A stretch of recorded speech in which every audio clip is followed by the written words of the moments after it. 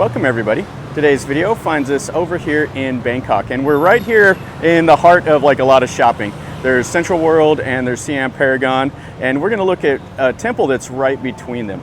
We're going to look at a third-class royal temple that was built by King Rama IV, and it's a fairly new construct as far as Thai temples go. This one was completed in 1857, and it is Wat Pathum Wanaram Ratcha Viharn, and it's a third-class royal temple.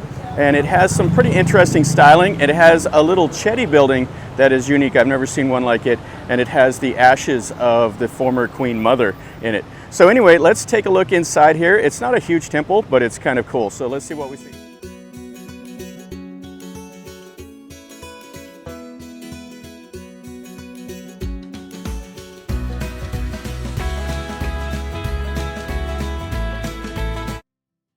Getting here is pretty easy. The BTS line right here, and you have CentralWorld right down this way, and Siam Paragon is on the other side.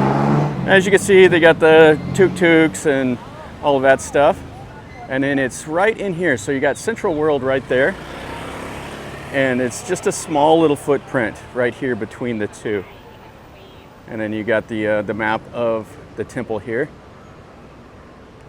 Anyway, the styling is pretty cool. I like the stuff that Rama IV did because he has the traditional Thai styling, plus there will be a little bit of the Western influence.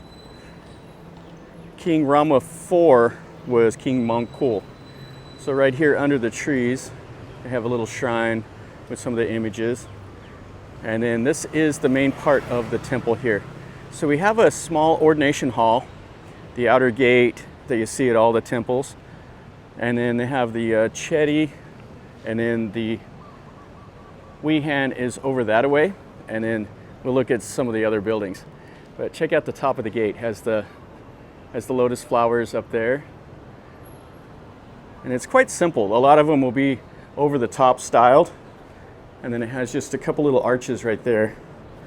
But this is quite simple in design.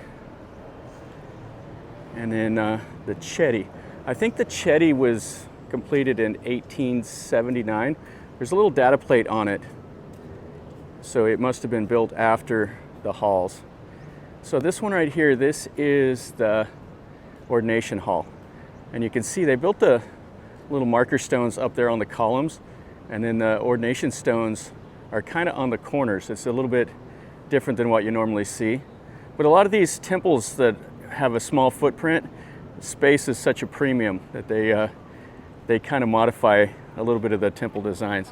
And then you have a little hall here. This is just a place where people can come and get like a blessing from the monk and stuff.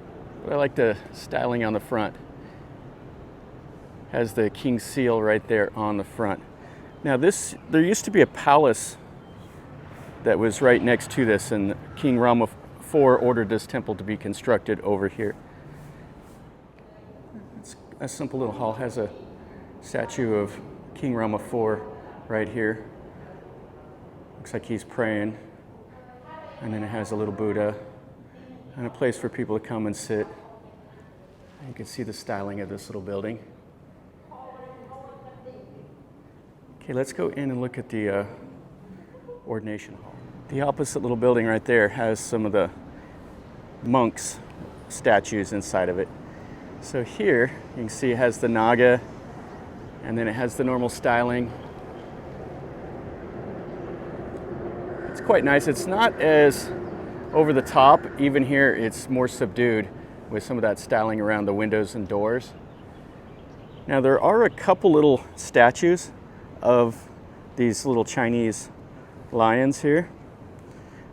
And I'm not exactly sure, but I believe the reason why is because the Buddha image that's in here and in the Viharn were brought from Vientiane, Laos by King Rama III. And a lot of his temples will have the Chinese styling. So we can see here the styling around the doors is more of those lotuses. And then some of the Buddha imagery up there. Yeah, this one here is, I believe, bronze.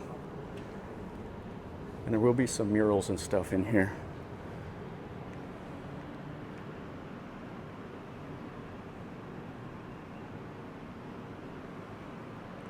So we can see the image right here.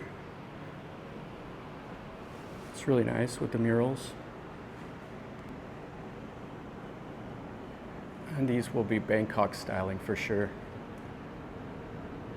Lots of use of blues and golds and reds. I really enjoy seeing these murals. These are really, really nice. You can see the lotuses and the royal boats and stuff like that. And the Buddha image is not overly huge, but it's pretty nice styled with the umbrella as the gold and red ceiling. And you could see some of the styles of the painting. Really some nice artwork.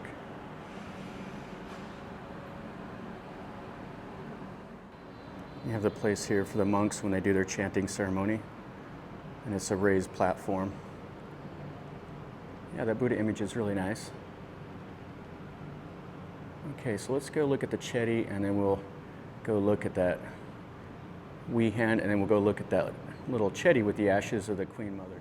Over here they have a couple little elephants, and this is the building here with all the monks. You can see all the monk statues. And this is a really nice little hall. I like buildings like this. And then they have like the marble pedestals that they're all on. And then a place here the Thais will come and pray and make donations and stuff. And behind the temple, this is like the monk quarters and stuff like that. And this is kind of an interesting little building. Right next to the Chedi here, they have the Wheel of Law and some more of the little Chinese figures. Now it's blocked off so you can't go up there, but you can see this Chedi. I think that's like the Roku, maybe, right there, that figure up above the relic chamber. And there is a little balcony you can walk around, but they have it closed off now. They must just open it for certain ceremonies. Yeah, this is a cool little building. You can see it has the Naga and stuff like that up there, and the red tiles. It is a bell. I can just see the bell up there in that open window. But it's locked up, so you can't go up inside of it, which would be kind of cool. And then this is the Viharn. And it will have another image that was brought in from Vientiane. And it's just right here next to the Chedi. So you have the Ordination Hall on the east side of it and the Viharn on the west side of the Chedi. And then they have another little building over there that's kind of European styled, which is kind of nice. And you can see the same styling above the windows, has the red and gold wood up there. And then, I didn't see this before, but right up there behind some glass is a little image. And you can see all the other normal Buddha imagery up there. And then it has a little porch. So we'll take off our shoes and let's go inside. Now I think a lot of people come over here and meditate, so we may not be able to do much talking. So you can see it has the little Buddha imagery. You take off your shoes like always, and it has the high threshold. And you see the styling up above the doors here. Yeah, it's really nice. And we can see the doors. These massive doors that are carved. And then they put out little pieces of gold and stuff like that in them. So we can see how this is all painted. The gold and red ceiling has the murals on the walls. And this is quite a nice Buddha image right there. And then here's where the Thais will come and pray right here. And then they even painted the columns. Yeah, this is a beautiful hall.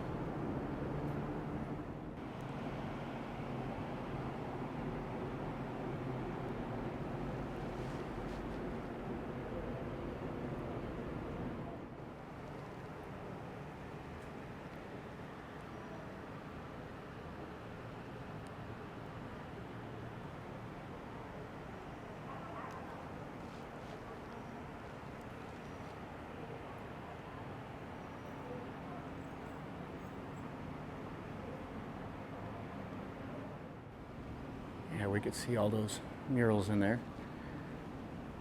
And there's probably about a dozen people meditating and stuff, so we didn't want to disturb them. Okay, let's go over and look at the last little building. This is pretty nice. They've put the carvings here on the little columns. And then this is this building.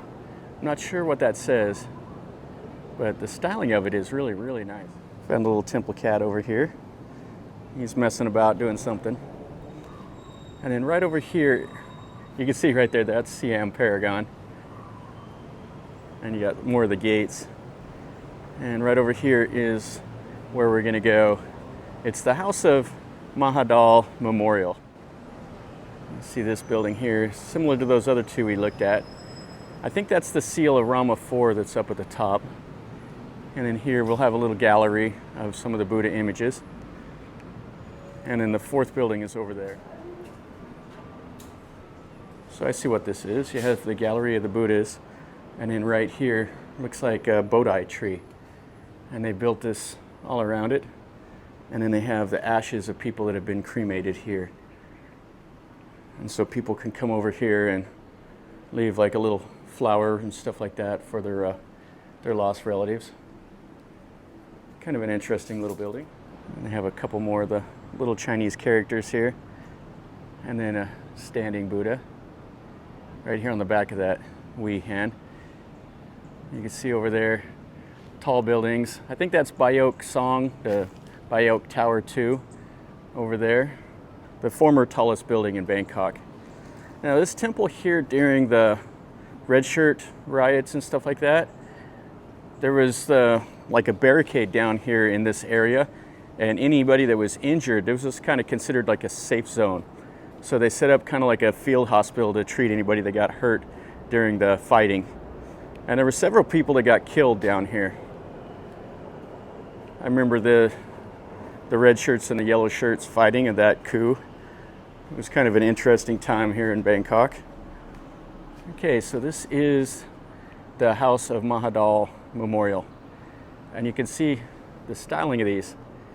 It's definitely European. It's really nice. I like a lot of stuff you see under Rama IV, Rama V will have kind of the European influence. It'll be kind of that fusion of European and Thai. Yeah, this is a nice look at it here. So you can see it's a two-story building over there with quarters for the monks. And this may be like the head abbot's house here. But how cool is this? So the ashes of the Queen Mother is buried there, as well as the prince, one of the princes of Rama IV, Prince Mahidol.